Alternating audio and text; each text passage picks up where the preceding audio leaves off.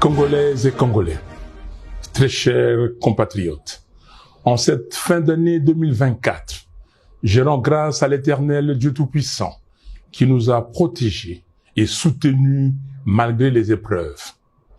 Malheureusement, beaucoup de nos compatriotes nous ont quittés à cause de la maladie, des accidents, de la pauvreté ou encore des violences causées par les groupes armés, notamment les supplétifs de l'armée rwandaise, appelée M23, et certaines milices exploitant nos richesses naturelles.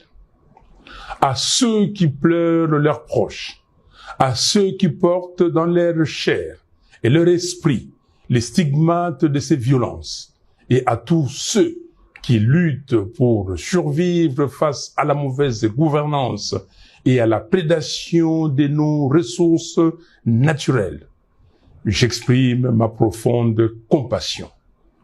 Que Dieu se souvienne de chacun d'eux et répande sa miséricorde sur tout notre peuple. Je rends un hommage émouvant à mon directeur de cabinet, Jean-Claude Mwalimou Solo Sabiti, que Dieu a rappelé à lui le 23 octobre dernier. Mes très chers compatriotes, notre pays traverse une période sombre, marquée par un désordre savamment orchestré depuis les hold-up électoraux de 2018, suivi par les simulacres d'élections de 2023. Toutes les contrées du pays sont en proie à un recul social. La situation désastreuse du Grand Kasaï, courageusement décrite par les gouverneurs du Kasaï central, l'archevêque de Kananga et l'évêque de Mweneditu, illustre la détresse de notre pays tout entier et une absence de vision qui conduit les pays lentement mais sûrement vers un suicide collectif. Le bilan est accablant. Ce n'est pas une opinion, c'est un constat qui s'impose. La corruption et les vols gangrènent nos institutions. Les défis de la RDC sont multiples et requièrent une mobilisation méthodique des ressources de l'État. Hélas, des milliards de dollars sont détournés à travers des projets fictifs et des contrats léonins. Les ressources du peuple sont dilapidées et les faits de corruption sont tellement légion que beaucoup ne s'en émeuvent plus. Le banditisme d'État d'une minorité prédatrice et les trains de vie surréalistes des institutions doivent interpeller chaque Congolais.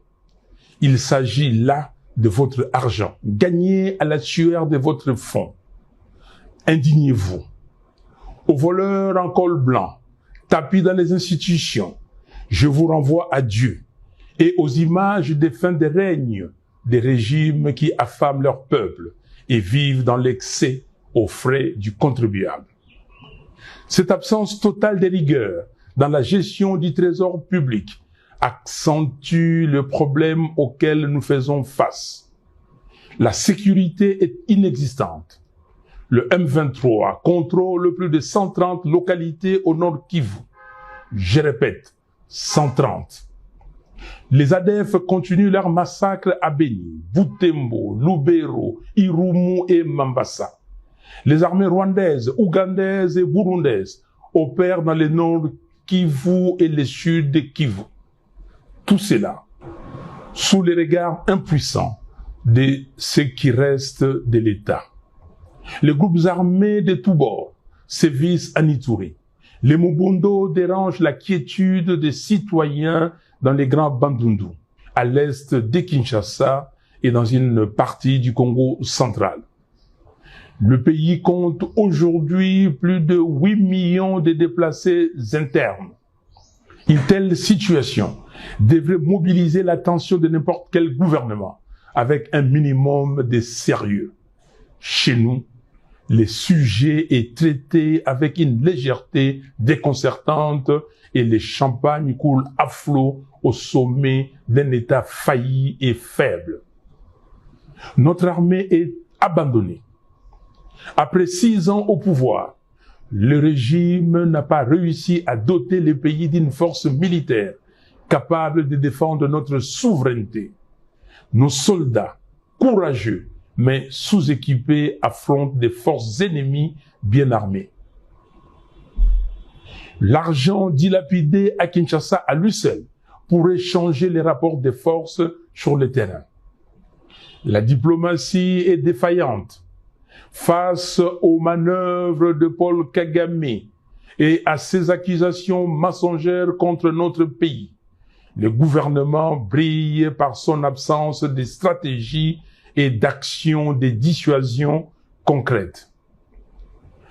Nous sommes réduits à des slaves lyriques qui frisent la comédie et dénoncent un manque de sérieux qui rassure l'ennemi sur les faibles capacités intellectuelles de son adversaire.